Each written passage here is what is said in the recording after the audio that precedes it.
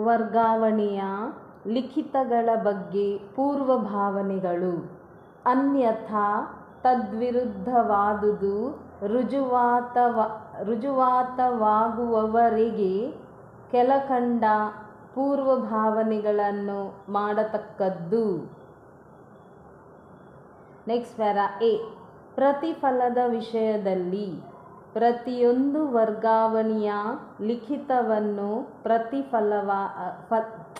ಪ್ರತಿಫಲಕ್ಕಾಗಿ ಬರೆಯಲಾಗಿದ್ದಿತು ಅಥವಾ ಪ್ರತಿಯೊಂದು ಲಿಖಿತವು ಅದನ್ನು ಒಪ್ಪಿಕೊಂಡಾಗ, ಹಿಂಬರಹ ಮಾಡಿದಾಗ, ವರ್ಗಾವಣೆ ಮಾಡಿದಾಗ ಅಥವಾ ವರ್ಗಾಯಿಸಿದಾಗ ಅದನ್ನು ಪ್ರತಿಫಲಕ್ಕಾಗಿ ಒಪ್ಪಿಕೊಳ್ಳಲಾಗಿದ್ದಿತು, ಹಿಂಬರಹ ಮಾಡಲಾಗಿದ್ದಿತು, ವರ್ಗಾವಣೆ ಮಾಡಲಾಗಿದ್ದಿತು ಅಥವಾ ವರ್ಗಾಯಿಸಲಾಗಿದ್ದಿತು.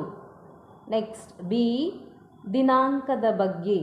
ದಿನಾಂಕವನ್ನು ಹೊಂದಿರುವ ಪ್ರತಿಯೊಂದು ವರ್ಗಾವಣೆಯ ಲಿಖಿತವು ಅಂಥ ದಿನಾಂಕದಂದು ಬರೆಯಲಾಗಿದ್ದಿತು ಅಥವಾ ಧನಾದೇಶಿಸಲಾಗಿದ್ದಿತು. Next para.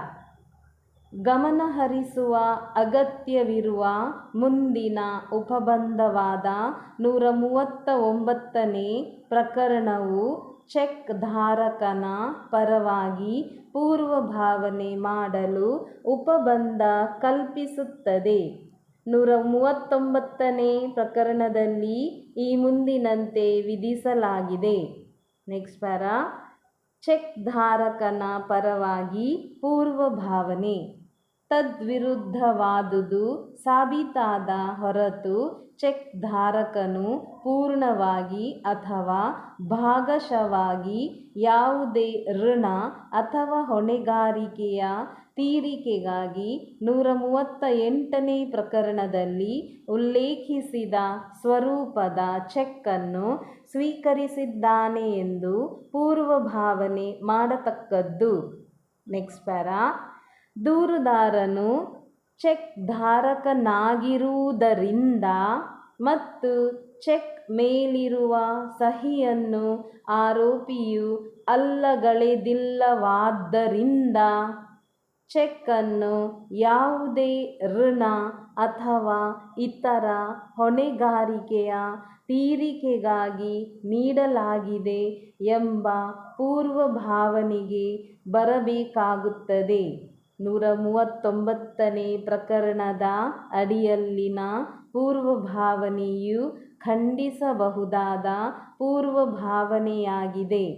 118ನೇ ಮತ್ತು 139ನೇ ಪ್ರಕರಣಗಳನ್ನು ಪರಿಗಣಿಸಿದ ಈ ನ್ಯಾಯಾಲಯದ ತೀರ್ಪುಗಳನ್ನು ಉಲ್ಲೇಖಿಸುವ ಮೊದಲು ಆರೋಪಿಯ ಮೇಲಿನ ರುಜುವಾತಿನ ಹೊಣೆಗೆ ಸಂಬಂಧಿಸಿದ, ವಿಶೇಷವಾಗಿ ಆರೋಪಿಯ ಅಪರಾಧಕ್ಕೆ ಸಂಬಂಧಿಸಿದ ಕೆಲವು ಶಾಸನಾತ್ಮಕ ಪೂರ್ವಭಾವನೆಯನ್ನು ಮಾಡುವ ಸಂದರ್ಭದಲ್ಲಿ ನಾವು ಸಾಮಾನ್ಯ ತತ್ವಗಳನ್ನು ಗಮನಿಸುವುದು ಸುಸಂಗತವಾಗಿದೆ.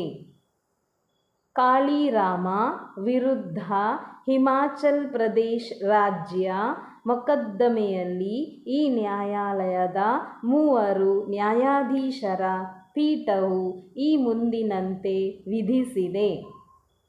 Next para.